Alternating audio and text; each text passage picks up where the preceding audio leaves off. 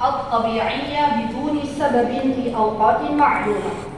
Kata Syekh Utsaimin, haid dari istilahan itu artinya adalah darah yang terjadi atau yahdus itu darah yang mengenai seorang wanita dan sifatnya adalah tabi'i, sifatnya adalah alami, darah yang wanita itu pernah merasakan adanya darah tersebut keluar darinya dan sifatnya alami biduni sabab. Ya, biduni sabab ini perlu digarisbawahi, tanpa adanya sebab. Berarti ketika Syekh Utsaimin mengatakan biduni sabab, ini berarti asal muasal darah yang keluar pada diri wanita itu haid. Biduni sabab berarti kecuali kalau ada sebab. Misalnya sebabnya apa? Sebabnya ketika melahirkan. Mbak Eva mana? Mbak Eva ini kok balik lagi mana ini? Nggak saya apa-apain ini? Kayak gini ya, Mbak? Sembari saya tengok sebentar-sebentar gitu. Sebentar, saya izin seperti ini ya. Nah, ini sendiri ya. Oh, ya, join aja dulu.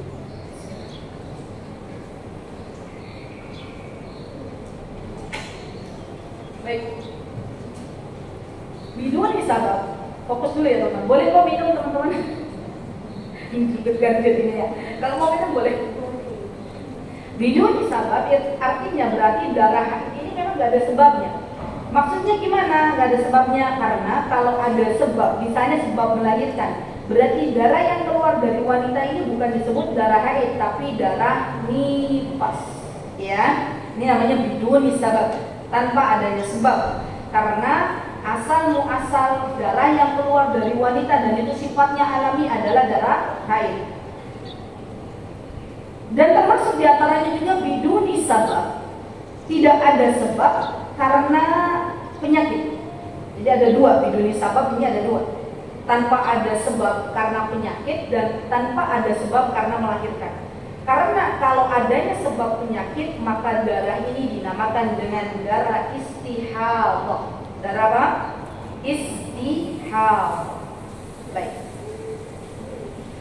Fi awqatin ma'lumah. Ingat ya, darah haid ini adalah darah yang keluar dari seorang wanita. Sifatnya apa tadi teman-teman? Alami. Terus, itu poin pertama. Poin kedua, tanpa sebab. Poin ketiga, setiap wanita dia sudah tahu harinya kapan haid. Fi awqatin ma'lumah. Jadi harinya sudah tahu, ini tuh hariku haid. Gitu, udah tahu ya. Jadi 3 poin ini harus diingat-ingat terus. فهو دم طبيعي ليس له من مرض أو جرح أو سقوط أو ولادة وبما أنه دم طبيعي nanti saya terjemahkan فإنه يختلف بحسب حال الأنثى وبيئتها وجوها لذلك تختلف فيه النساء اختلافا متباينا ظاهرا. Kata Syekh Utsaimin, karena setiap wanita itu unik, setiap kita itu unik teman-teman. Ada enggak kita sama persis dengan kembaran kita? Ada dari sifatnya, dari haidnya, ada nggak? Ada, subhanallah. Allah zat yang maha luar biasa, dengan keagungannya Allah menciptakan setiap wanita itu unik, ya. Dan dari keunikan yang Allah berikan teman-teman, maka ini juga ada kaitannya dengan haid, kata Syekh Utsaimin. Maka dari itu setiap wanita bihasbi hali unta, setiap wanita ini tidak ada yang sama dalam mendapatkan haid, tergantung dari setiap wanita yang tergantung dari dia, dari lingkungan misalnya, dari keturunan misalnya. Ini yang mempengaruhi masalah haidnya wanita. Atau zaman sekarang yang bisa mempengaruhi waktu haidnya wanita itu biasanya pola makan. Ya, zaman sekarang pola makan, pola hidup, pola berpikir, nah ini mengaruhi. Atau adanya zat-zat tambahan yang dimasukkan ke dalam tubuh, misalnya alat kontrasepsi, atau misalnya pil pencegah haid, atau pil perangsang haid. Ada tuh orang nggak dapat haid, dia minum pil dia dapat haid. Atau juga orang yang nggak pengen haid, minum pencegah haid. Nah, ini kan zaman dulu kan tidak ada haid. Ya, banyak masalah ini ada tambahan pada zaman sekarang. Ya, jadi wanita-wanita zaman dahulu kala sebelum adanya alat kontrasepsi, sebelum hormonnya kacau balau kayak sekarang, sebelum makanannya bukan boba-bobaan, ya bukan jangkut-jangkutan, bukan apa lagi, sebelum malam jadi siang, siang jadi malam. Ini kan pola. Zaman dulu kan orang nggak ada isya tidur. Ya zaman sekarang siang dibikin malam, malam dibikin siang. Berarti pola hidupnya udah kacau balau. Ya, apalagi tadi yang menghalangi pil-pil yang masuk. Ya, zaman dulu sebelum itu semuanya datang, maka ketika ada wanita ya yang dia sudah balik keluar darah haid, maka biasanya wanita-wanita ini akan bisa menyelesaikan permasalahannya sendiri. Beda sama kita zaman sekarang. Orang yang haid maju mundur itu kan suka bingung sendiri. Ya teman-teman. Sampai tanya ke Ustaz, ini gimana ya? Haid itu maju mundur ya. Haid itu sedikit banyak. Dan lupa kalau ternyata ada sesuatu yang salah, yang keliru dalam kehidupannya sendiri. Ya, mungkin makannya kurang dijaga, mungkin pola hidupnya yang kacau balau, mungkin juga dia memakai alat kontrasepsi, mungkin juga dia meminum pil pencegah haid atau perangsa haid, ataupun dia mungkin lagi stres, ya mau menghadapi ujian. Itu biasanya hati juga sangat berpengaruh dengan haid. Misalnya haidnya yang tadinya pas lagi belum ujian tuh 5 hari, pas lagi ujian jadi bisa 10 hari itu bisa. Ya itu adalah sesuatu yang mempengaruhi pada zaman sekarang. Baik. Kemudian di sini disebutkan oleh Syekh ini wakil matopi ini panjang sekali ya. Intinya bahwa haid itu ketika Allah Subhanahu wa taala memberikan kepada wanita masa-masa haid berarti ada hikmah. Ya. Dan hikmahnya panjang sekali, beliau mengatakan terkait dengan janin. Annahu lamma kana janin fi batni ummi la yumkin an yataghadda bihi man kana kharijan batn wa la yumkin li arhamil khalqi an yusab ilayhi shay'an min al-wada'. Intinya ini panjang sekali kalau saya baca.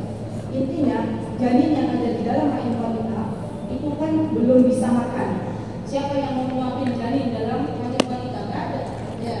Maka dengan kemahabaikannya Allah jadikan mayoritas, tapi enggak semuanya. Ada juga yang haid dalam kondisi hamil. Ya, mayoritas orang yang hamil itu tidak haid. Ya, catat dulu, mayoritas orang yang hamil tidak haid. Tapi apakah ditemukan orang hamil haid? Ya, ada. Tapi itu sedikit jumlahnya. Ya, sedikit jumlahnya. Untuk apa hikmahnya orang yang hamil itu enggak haid? Karena Allah menginginkan darah yang biasanya keluar Allah proses menjadi makanan, menjadi nutrisi yang siap diberikan kepada janin yang berada di dalam rahim seorang ibu. Insya Allah. Allah baik dan teman-teman, Allah punya cara bagaimana menyampaikan rezeki kepada janin. Berarti kita harus yakin janin aja dikasih rezeki sama Allah. Bagaimana kita yang sudah berada di muka buminya Allah, pasti Allah kasih rezeki. Ya, dan ini keyakinan yang harus kita miliki. Kemudian beliau mengatakan di asin menjadi ini. Beliau mengatakan ada beberapa perbedaan pendapat. Nah ini saya suka cek. Beliau itu kalau ada perbedaan pendapat sudah sampaikan ya di dalam kitab beliau, tapi beliau nanti melogikkan pendapat kuat itu yang mana. Beliau mengatakan fasinul ladzi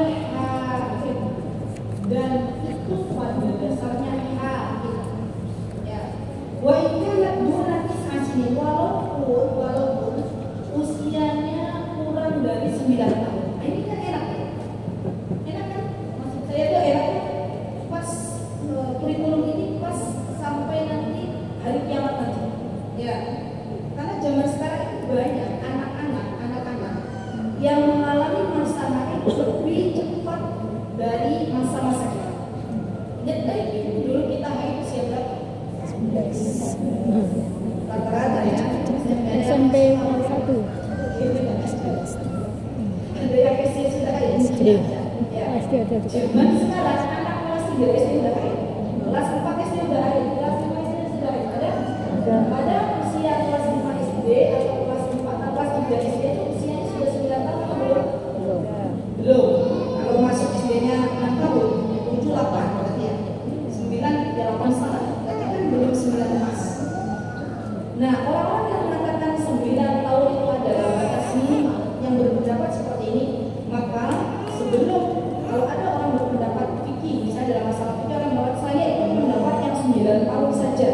Berarti kalau anaknya dia punya anak darah kalau dia punya anak dan ternyata anaknya itu keluar darah sebelum 9 tahun, berarti darah tersebut begitu dengan darah istimewa. Jadi gini loh teman-teman, dalam hidup ini kalau masalah fikih kaidahnya begini. Ada perbedaan pendapat ulama, M, A, B, C. Sekarang kita mau pilih yang mana? Mau pilih pendapat A, atau pendapat B, atau pendapat C? Setiap kita pilih pilihan yang masing-masing. Nah, harus sama dengan teman-teman. Pilih yang mana pendapat teman-teman dan kerjakan sesuai yang dia pilih. Ah ya, jadi nggak usah memaksakan diri. Kok kalau saya ambil pendapat yang 9 tahun ya mau silahkan. Berarti kalau panjenengan ambil pendapat yang minimal haid itu 9 tahun, kalau dirinya panjenengan haid sebelum 9 tahun berarti itu darah. Tapi kalau kita ambil pendapat seperti Syafi'i yang mengatakan bahwa tidak ada batas minimal seorang wanita itu mendapatkan haid usianya tidak ada batasannya. Apa dari mereka? Dari mereka ada dalam Al-Quran, di mana Allah Subhanahu Wa Taala tidak pernah menyatakan satupun angka dalam Al-Quran berapa batasan minimal haid. Maka kalau kita ambil pendapatnya Syafi'i, maka siapapun dari putri kita yang haid sebelum usia 9 tahun maka itu dinamakan haid. Kok bisa Ustazah? Iya, karena kan ambil pendapatnya ini. Dan benar begitu umum haid, nggak usah sholat, nggak usah puasa. Kalau yang tadi umat yang dia habis 9 tahun, kalau putrinya haid sebelum 9 tahun berarti dia katakan kepada putrinya mau ambil mana? Mau ikut pendapatnya siapa? Kalau mau ikut pendapat ibunya berarti darah keluar Islam. Dan subhanallah ya teman-teman, hikmahnya masya Allah. Kenapa kita harus paham masalah ini? Hikmahnya adalah kita bisa mengajarkan anak-anak kita agar mereka nanti masa ketika mereka datang hamil. Baik, batasan yang tadi di awal teman-teman yang mengatakan 9 sampai 12 tahun sampai 50 tahun, atau ada yang membatasi 9 tahun sampai 50 tahun. Ini berkaitan dengan masalah menopause. Ya. Kalau ada orang membatasi diri bahwa haid itu adalah masa keluarnya darah dari usia 9 tahun sampai 50 tahun, atau dari usia 12 tahun sampai 50 tahun, artinya ketika darah itu keluar di kondisi usia 51 tahun, ya, berarti darah ini bukan lagi darah haid, tapi darah istihadah. Karena sudah melebihi. Kan tadi pendapatnya sampai 50 tahun. Dia betul. Tetapi pendapatnya Syafi'i mengatakan kalau ada wanita 51 tahun masih mendapati dirinya keluar darah, maka Syafi'i mengatakan itu adalah darah haid. Terus cepat nggak sih teman-teman? Udah kan? Gimana? Masih login?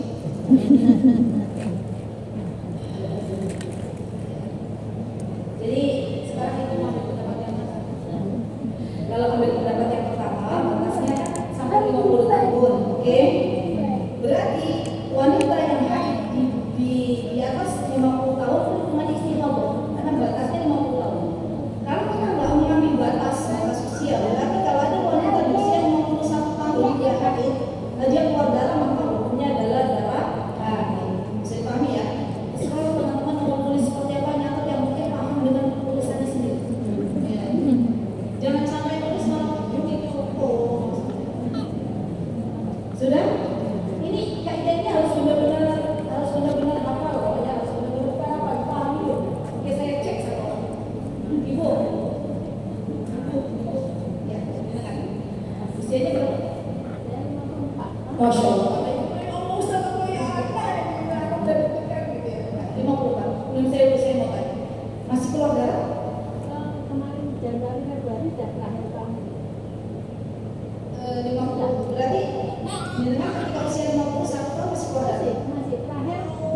Masya Allah.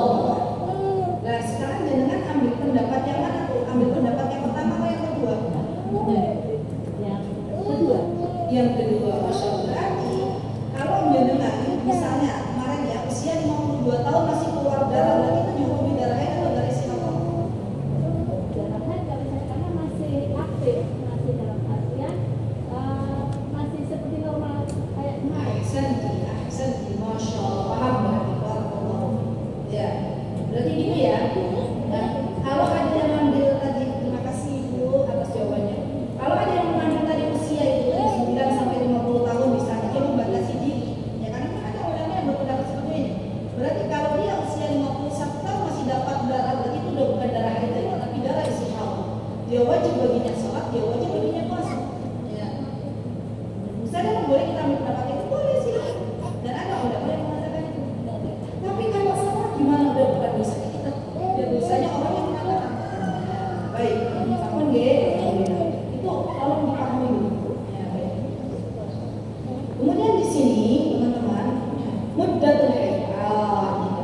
Kalau tadi kan kita lagi membahas tentang usia, ya berapa minimal dan maksimal. Ternyata yang wajib kalau menurut pendapat Syekh Utsaimin, karena saya membacakan kitabnya beliau, menerangkan kitabnya beliau, berarti beliau Syekh Utsaimin mengambil pendapat bahwa tidak ada batas usia minimal dan maksimal orang mendapatkan haid. Selagi dia keluar darah dan sifat-sifat dalam darah itu adalah darah haid, maka itu disebut dengan damul haid atau darah haid. Baik, muddatul haid, berapa waktunya? Kita akan bahas. Waktu orang haid itu berapa lama? Syekh Utsaimin mengatakan, faqad ikhtalafa fihi al-ulama ikhtilafan kabiran. Kata Syekh Utsaimin. Ya, Syekh Utsaimin itu orang yang berilmu. Allahumma qidam warhamhu wa'afihi wa'fu anhu wa akrim nuzulahu wa wasi' barakatuhu. Semoga Allah memberkahi Syekh Utsaimin di dalam kuburnya, meluaskan beliau, menjadikan beliau seorang yang mengangkat derajat beliau di dalam surganya Allah Subhanahu wa taala. Orang Indonesia yang yang beliau termasuk Ustaz Yazid rahimahullah taala, muridnya Syekh Utsaimin. Ya. Dan memang Masya Allah ya, kitab-kitab beliau itu mudah dicerna bagi para penuntut ilmu. Ya. Hanya saya ambil apa yang beliau tulis. Kata beliau, kata Syekh Utsaimin, faqad ikhtalafa fihi ulama ikhtilafan katsiran. Kata beliau, banyak ulama ya, mereka berbeda pendapat dalam kabiran, karena besar. Mungkin pendapat ulama berbeda tentang menentukan jumlah hari haid. Ada berapa? Itu banyak pendapat. Ya Masya Allah. Alhamdulillah kita enggak diminta untuk belajar ya. Bisa dibayangkan nggak sih, guru-guru kita itu dulu waktu mau menuliskan begini nih, buku yang ada di depannya tuh puluhan buku. Kalau kita satu buku aja belum. Kalau orang ulama zaman dulu mereka banyak buku. Baik. Syekh Utsaimin mengatakan, nah, sitta aqwal atau sab'a. Qala Ibnu Munzir wa qala tariqa laysa li aqwalil haid wa la li aktsari hadd min ayyam. Wa hadha qawl thani as-sabiq wa ikhtiyar Syekh al-Islam Ibnu Taimiyah wa huwa as-sawab bi anna yadullu 'ala al-kitab wa sunnah wal ijma'. Baik. Lagi-lagi Syekh Utsaimin menunjukkan bahwa ada para ulama yang membatasi jumlah haid seorang wanita. Saya pernah membaca kitab rujukan dari mazhab Syafi'i yang mengatakan bahwa yang namanya wanita itu haid minimal 1 hari 1 malam. Ya itu kan ya. Itu pendapat. Kenapa kita hargai pendapat mereka? Dan paling banyak 15 hari. Ya kan ya. Itu pendapat. Pendapatnya Syekh Utsaimin sama dengan pendapatnya Syekhul Islam Ibnu Taimiyah, sama dengan pendapatnya Ad-Darimi. Pendapatnya beliau mengatakan bahwa tidak ada batas minimal dan maksimal wanita yang sedang mendapatkan haid.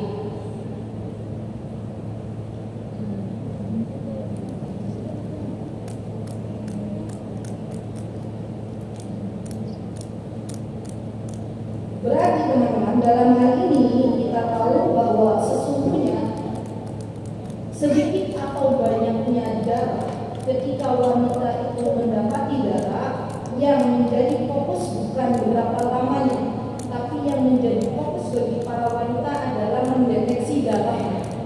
Ya. Darahnya itu dideteksi. Ya, ini nih kayaknya itu ciri-ciri darah haid atau darah istihadah. Yang paling mudah untuk bisa kita deteksi adalah dari aroma darah. Kalau semakin busuk aromanya, semakin tidak sedap, itu bisa dipastikan kata para ulama itu darah haid. Tetapi kalau aroma darahnya seperti aroma darah yang keluar dari kulit kita, dari anggota badan lain selain rahim, maka bisa dipastikan itu adalah darah istihadah. Insyaallah. Jadi ini akan lebih mudah nanti untuk kita mengenali apakah ini darah haid atau darah istihadah. Dan darah istihadah itu biasanya lebih cerah daripada darah haid dari warna. Darah istihadah itu lebih cerah daripada darah haid. Darah haid itu lebih pekat. Itu dari warna. Dan pendapatnya Syekh Utsaimin yang mengatakan tidak ada batasnya berapa hari untuk wanita haid didukung oleh Syekhul Islam Ibnu Taimiyah.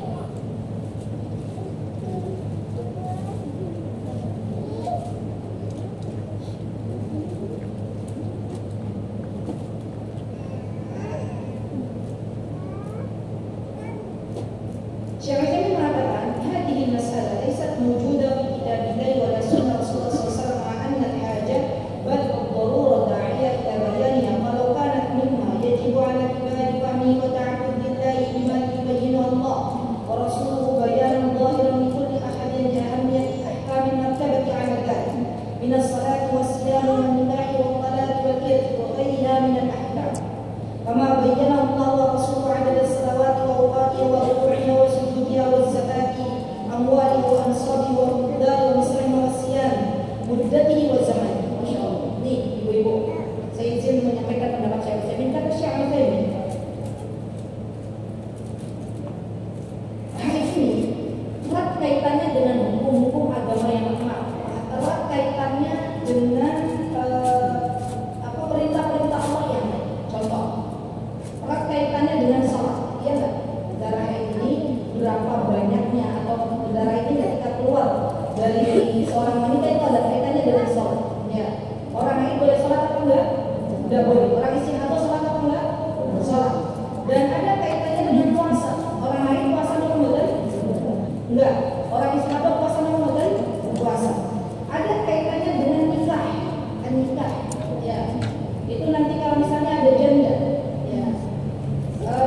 Contohnya misalnya dia sedang haid, ini juga nanti ada kaitannya. Atau orang perceraian, ya, ini juga ada kaitannya. Al-Qirs itu berarti dalam pembagian warisan. Kalau menurut Syekh Utsaimin, ini semua ada kaitannya dengan ahkam-ahkam yang ada.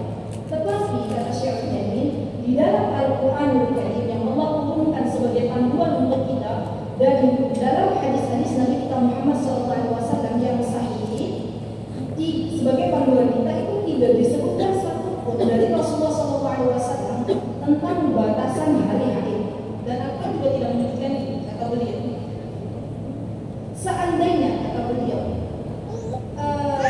Allah menyebutkan ada berapanya hari haid, pasti Allah sebutkan dalam. Seandainya hari jumlah haid itu sangat-sangat benar adanya, maka pasti Rasulullah SAW itu menyampaikan dalam hadis-hadis sahih.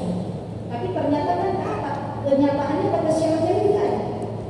Coba ibu cari satu ayat ya tentang jumlah haid seorang wanita dalam Al-Qur'an. Coba ibu cari hadis sahih yang berkaitan dengan jumlah angka wanita haid. Ada nggak dalam hadis-hadis sahih lain? Ya. Maka Syekh Utsaimin mengatakan bahwa sesungguhnya bilangan angka haid 1 hari, 2 hari, 3 hari, 4 hari, 5 hari, 6 hari sampai 15 hari itu bukan berasal dari Al-Quran dan bukan berasal dari hadis-hadis yang sahih. Ya, itu kaidah emas menurut saya itu kaidah. Jadi biar kita nanti nggak pusing ke depannya. Ya, oke.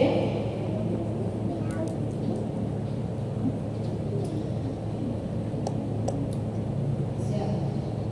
Ini banyak orang ini subhanallah.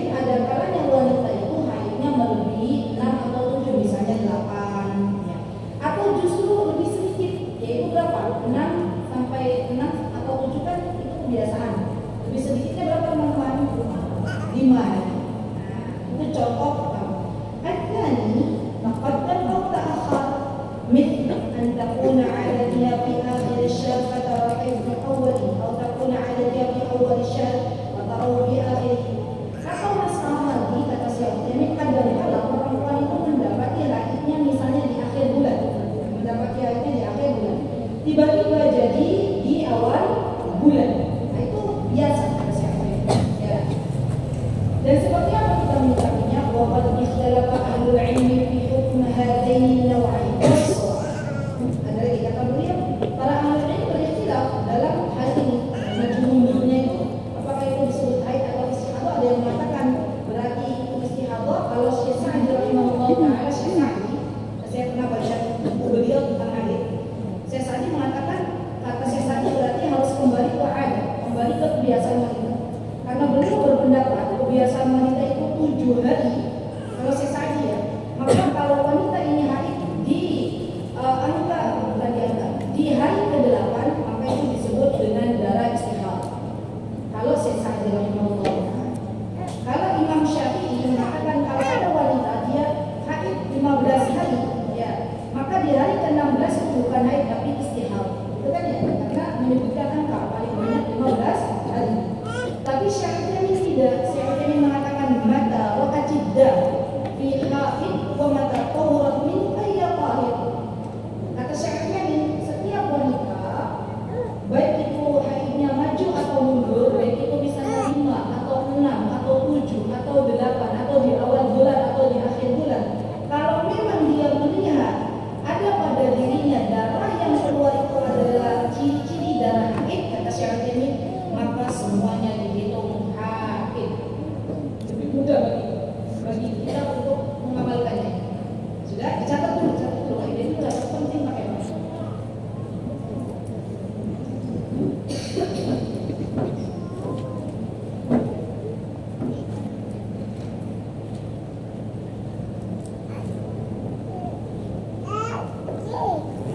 Teman-teman, ini kita akan berhenti di angka 6. Masalah-masalah ini nanti insya Allah kita lanjutkan di pertemuan berikutnya. Tapi izinkan untuk waktu yang lebih itu saya izin membahas tentang ini masa-masa sebelum menopause ya. Oke, baik. Sudah? Berarti saya ini tidak membatasi adanya pembatasan waktu haid itu sendiri. Anda mustahil kata saya ini di masalah yang ketiga adalah masalah pertama kan tadi haidnya maju memang haidnya 5 atau 8 gitu ya. Masalah kedua karena dia awal bulan karena dia akhir bulan. Masalah yang ketiga anda mustahil sukro atau kudro di haid tawadam asfar kama ilmu atau mutafakkiran baina sabr was-sawad. إن كان أثناء الحيض أو متصلا به قبل الطهر فهو حيض يسبب له إحرام الحيض، وإن كان بعد الطهر فليس بحيض، لقول أم عطية رضي الله عنها قلنا لا نعد السكر والقدر بعد طول شيئا. Begini permasalahan. Masalah warna kuning atau keruh. Kudro itu kuning, sokro itu kudro itu keruh, sokro itu kuning. Jadi darah haid yang bisa kita ketahui dari pembelajaran kita hari ini ada yang warnanya merah, ada yang warnanya kuning, ya itu darah haid. Ada juga yang warnanya keruh. Keruh itu berarti mungkin nggak putih, nggak kuning keruh. Nah itu warna lebih ke coklat. Nah lebih ke coklat itu juga darah haid. Coklat, flek itu juga para ulama ada yang menyebutkan itu darah haid. Sampai ada yang bilang aswad itu hitam. Ya, jadi darah itu ada yang warnanya hitam. Saya baca di share itu ada yang hijau juga. Ya, hijau. Allah Ta'ala. Wanita dari mana yang punya darah yang hijau? Di Indonesia ada nggak sih yang darah yang hijau? Tapi disebutkan bersama share yang dalam kitab beliau. Jadi darah itu ada merah kata beliau, ada kuning, ada coklat, ada aswad, ada hitam, ada hijau. Yang hijau itu terakhir, berarti mungkin sedikit saja. Dan kita juga nggak tahu yang wanita dari negeri mana ya, itu warna hijau. Gawat kalau di Indonesia. Baik, di Indonesia rata-rata warna apa? Merah, terus coklat, terus kuning, hitam. Itu ada ya? Tapi itu kan keluar biasanya. Hitam juga bukan. Karena ada juga wanita yang nggak pernah keluar darah hitam. Adanya coklat. Oke, hitam coklat berarti tempat itu ya. Merah, kuning, hijau Merah, kuning, coklat, hitam. Yang 4. Ya, baik. Kata Syarif ini, as-sufra atau warna kuning atau kudroh itu kalau seandainya keluar pada diri wanita, maka dia bisa melihat kondisi pada dirinya. Jika yang kuning-kuning itu keluar pada masa dia haid, ya, berarti artinya misalnya sebelum haid atau pas setelah darah merah itu keluar, ya disambung dengan darah kuning. Itu biasanya begitu. Berarti ini belum muhrim, teman-teman, belum suci. Ya, ingat, darah yang bersambung dengan darah haid itu adalah darah haid. Walaupun warnanya hitam, walaupun warnanya kuning, walaupun warnanya coklat, itu masih hitungannya darah haid. Ya, sudah. Berbeda ketika darah kuning ini keluar bukan di masa teman-teman haid, di tengah-tengah darah saya itu tiba-tiba ada keluar kuning-kuning. Itu disebut bukan darah haid. Jadi patokan kaidahnya kalau darah kuning ini keluar sebelum atau sesudah haid tapi masih dalam satu jalur yaitu waktu haid, maka itu adalah darah haid. Tapi kalau di tengah-tengah ya teman-teman sudah suci beberapa hari tiba-tiba keluar lagi, maka itu hitungannya bukan darah haid. Ya. Banyak di antara wanita yang belum waktunya suci sudah suci duluan. Itu banyak. Ya. Akhirnya apa yang terjadi? Akhirnya mereka mengatakan, oh habis suci kok keluar lagi. Itu ada beberapa yang konsol begitu. Ya. Ustazah, saya itu kemarin udah suci Ustazah. Oh ya tiba-tiba keluar lagi. Kapan hari itu suci? Kemarin sore. Kapan keluar lagi darah kuning? Subuh. Nah, berarti mungkin waktu suci dia belum bersih. Ya. Masih ada nggak ditunggu gitu. Masih ada harusnya keluar dia belum suci. Nah, ini biasanya kebiasaan wanita sebagian begitu. Jadi lebih aman kata Syafi'i, dia tunggu dulu sampai bersih, benar-benar bersih, baru kemudian suci. Ya. Dan sucinya seorang wanita itu dilihat dari dua kemungkinan. Syafi'i menjelaskan. Bagaimana diantaranya ketika seorang wanita suci dia keluar cairan bening. Yang kedua, biasanya wanita suci itu biasanya ditandai dengan jufuf atau kering. Kering itu maksudnya nggak ada cairan sama sekali, kering sudah. Dan bukan berarti teman-teman mohon maaf, celana dalam kita sudah kering, di dalamnya sudah kering. Paham nggak maksudnya? Bisa jadi dalamnya masih ada cairan yang belum keluar. Ya. Makanya ditunggu sebentar. Ya. Karena ada kondisi di mana perempuan itu mengatakan aku udah kering, ternyata ya beberapa menit kemudian keluar cairan warna merah. Nah itu berarti masih haid. Atau cairan bening tapi ada merah-merahnya jelek apa ya bahasanya?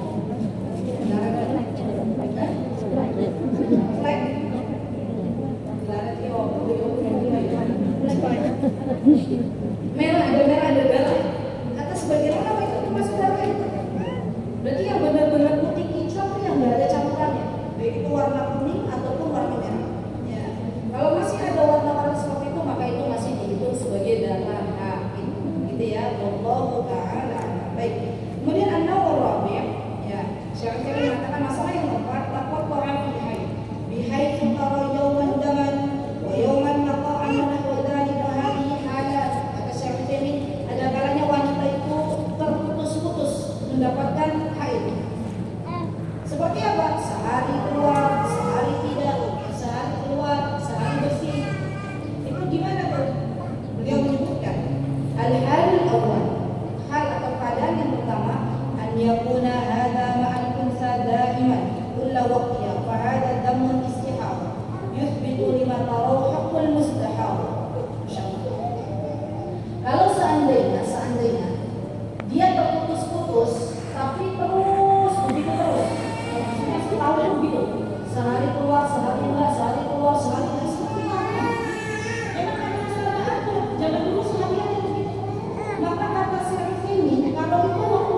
hanya panjang 6 bulan, 2 bulan, terus keluar walaupun terputus-putus kata Syekh ini, maka hukum yang diambil adalah darah istihad. Kalau dia terputus-putusnya dalam jarak waktu yang lama. Ya. Al-halul tsani, keadaan yang kedua, alla yakuna mustamiran. Ma'alunta biha ya'tiha ba'dul waqt wa yakunu laha waqtun tur sahih. Faqad ikhtalafa al-ulama rahimahullah ta'ala fi hadha an-naqab.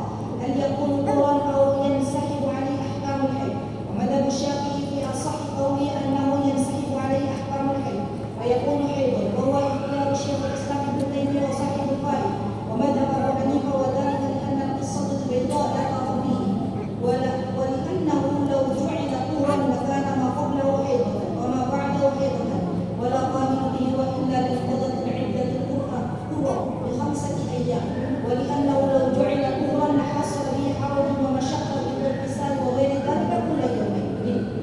Kata Syekh kalau seandainya dia mustamiran terus-terusan, tapi ada jeda, misalnya 1 hari keluar, 1 hari enggak, tapi setelah 7 hari kamu tetap, ya. Maka kata Syekh ini itu adalah darah haid.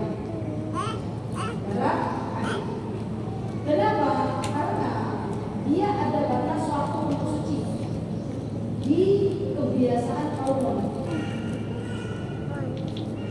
Subhanallah, teman-teman. Subhanallah, saya pernah mendengar pendapat salah satu ustaz di Indonesia yang tercinta itu. Ini pendapatnya beliau tidak apa-apa. Beliau mengatakan kenapa yang darahnya itu terpotong-potong begitu, kata beliau. Maka beliau mengambil pendapat kalau memang gak ada darah yang mandi. Kalau ada darah lagi, yang gak mandi lagi. Putus, gak ada. Kalau dia bersih lagi, mandi lagi. Walaupun itu 1 hari 1 malam, itu bisa jadi dia 3 kali mandi, kata beliau. Itu pendapatnya beliau.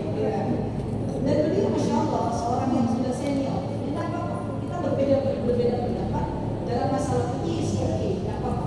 Ya, itu pendapat beliau dan kita mengambil pendapat yang lain, tidak apa-apa. Silahkan teman-teman, mana yang mau diambil? Kalau teman-teman mengambil pendapat yang Ustaz tersebut yang mengatakan adanya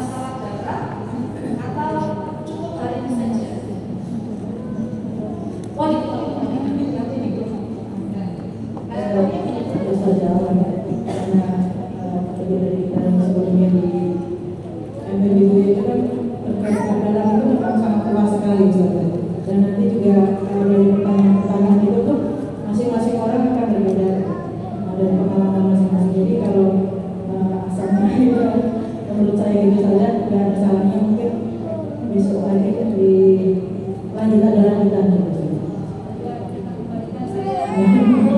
Urus semuanya gimana silakan. Nanti saya dikabari aja ya. Gimana baik. Baik. Sudah teman-teman dapat apa coba sekarang? Dapat belum catatannya? Dapat kaidah kan? Apa kata saya ini kaidahnya? Tidak ada batasan usia, gitu kan? Tidak ada batasan hari untuk yang kawin. Setiap kali dia melihat adanya darah, kalau memang